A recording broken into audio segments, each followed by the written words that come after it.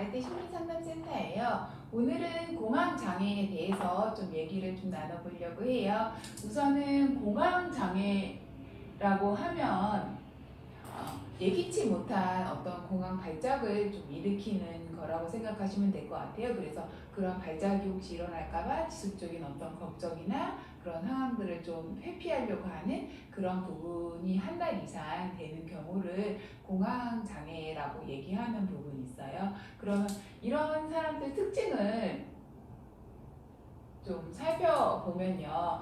보통 이제 시작은 청소년 후기부터 30대까지 그렇게 좀 많은 사람들이 공황장애를 좀 경험하고 있는데요. 그리고 유아동 같은 경우에는 공황장애 일어나는 그런 장애를 좀 진단을 받는 거는 좀 흔하지 않는 거로 좀 생각하시면 될 것 같아요. 그리고 청소년 같은 경우에 만약에 공황장애를 진단을 받았다 하면은 그 전에 범불안이나 아니면 분리불안 장애를 좀 경험을 한 경우가 좀 많이 있거든요. 그래서 그런 부분이 있다라는 거. 그리고 공황 발작은 생명에 위협적이지는 않지만 죽을 것 같은 느낌이 본인이 좀 그렇게 느끼는 그런 부분이 있거든요. 그래서 공포를 좀 많이 느끼는 부분이 있는데 그 공포를 술이나 아니면 약물을 좀 통해서 해결하려고 하는 그런 모습을 좀 보이는 부분이 좀 있어요. 그러다 보니까 이제 공황장애가 좀 악화되거나 그러면 사람하고 어떤 관계에 있어서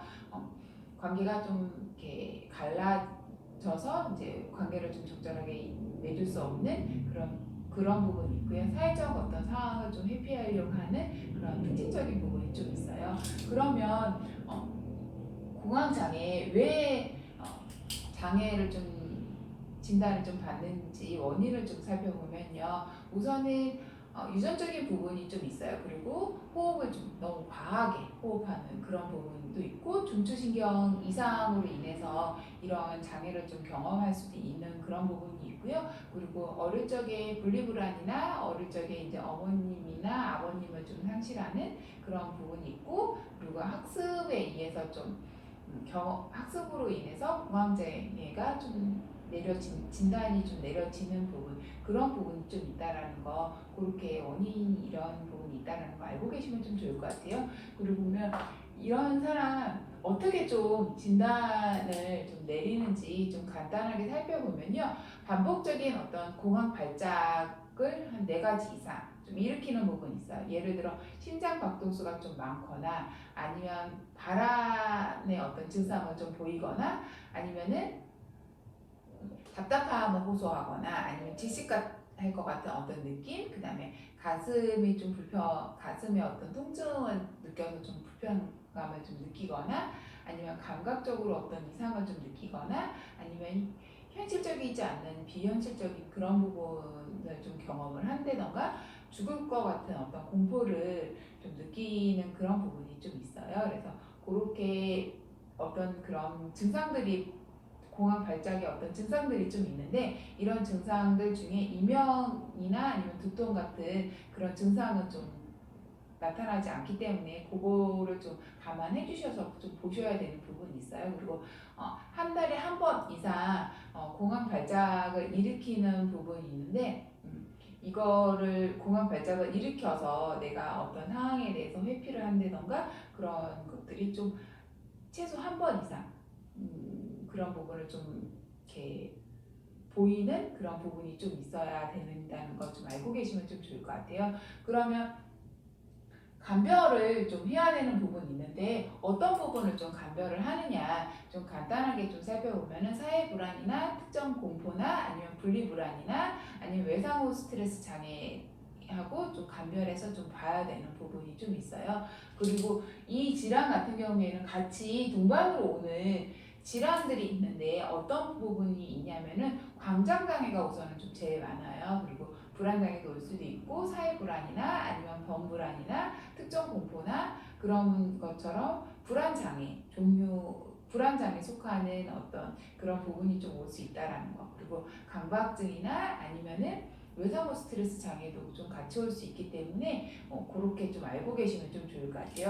그러면 상담은 좀 어떻게 하느냐? 저희 아래대 심리상담센터 만약에 오시게 되면은 아이가 어리면 놀이 치료를 할 텐데 놀이 상황을 통해서 아이가 두려워하거나 공포스러운 것들을 조그마한 것부터 이제 점점 아이가 그거를 좀 해소할 수 있게끔 하는 그런 부분도 있고, 아이가 공포에 대해서 어떤 스트레스를 받았기 때문에 스트레스를 해소할 수 있는 어떤 놀이 상황을 좀 통해서 그런 부분을 좀 해소할 수 있을 것 같아요. 그리고 미술 치료 같은 경우에는 놀이 치료하고 뭐 비슷하긴 하지만 놀이 치료 같은 경우에는 공포를 내가 경험하면 어떤 2차적인 이득을 좀 경험한다라는 걸 아이가 알아서 어떤 공포에 대한 어떤 자극이 그런 부분을 회피하기보다는 아이가 이제 문제를 직접 해결할 수 있게끔 유도할 수 있을 것 같아요. 그리고 아이가 좀 어느 정도 크면 청소년 같은 경우에는 이제 심리 상담을 좀 진행할 수 있을 텐데, 심리 상담 같은 경우에 인지행동 치료로 아이가 어떤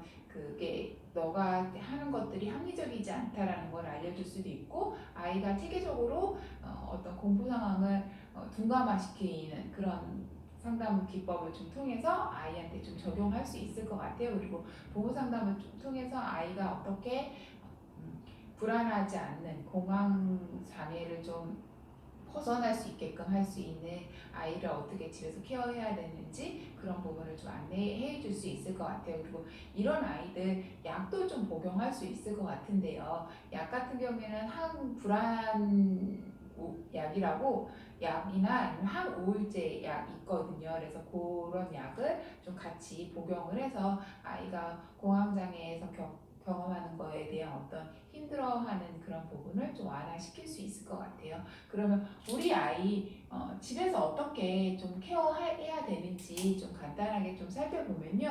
우선은 아이가 공포 상황이 되게 극심하기 때문에 서서히 좀 노출할 수 있게끔 해주시면 좀 좋을 것 같아요. 그리고 아이가 두려운 상황을 극복하려고 어떤 노력을 해본다던가 그런 부분이 있다면 격려하고 칭찬을 좀 해줘야 되는 부분이 있고, 아이가 이제 자꾸 회피하려고 하고 그런 부분으로 인해서 이제 공포로 인해서 아이가 스트레스를 많이 받을 수 있기 때문에 스트레스를 좀 어떻게 관리를 좀 하면 좀 좋을지 그런 부분을 좀 같이 해주시면 좋을 것 같습니다.